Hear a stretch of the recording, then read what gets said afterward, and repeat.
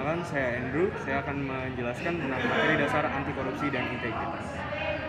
Yang pertama, pengertian korupsi secara etimologi. Secara etimologis, istilah korupsi berasal dari bahasa Latin, yaitu corruptio atau corruptus, yang artinya sesuatu yang rusak, busuk, menggoyahkan, memutarbalik, menyogok.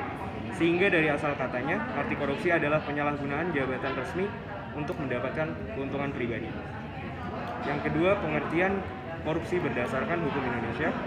Secara dasar hukum Indonesia, korupsi berarti penyelewengan kekuasaan untuk memperkaya diri sendiri dengan merugikan orang banyak. Berdasarkan Undang-Undang Dasar, korupsi dirumuskan menjadi 7 macam, yaitu suap menyuap, penggelapan dalam jabatan, pemerasan, perbuatan curang, benturan kepentingan dalam pengadaan, gratifikasi, dan kerugian keuangan negara. Selanjutnya ada 6 teori penyebab korupsi, yaitu teori willingness and opportunity to corrupt, teori Jack Boulogne Theory, teori korupsi Donald R.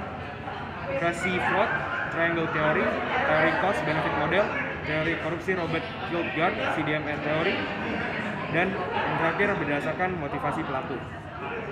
Penyebab korupsi dibagi menjadi 2, ada faktor internal dan faktor eksternal.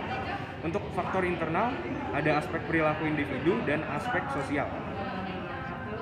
Kemudian untuk faktor eksternal, ada aspek sikap masyarakat terhadap korupsi, ada aspek ekonomi, aspek politis, dan aspek organisasi.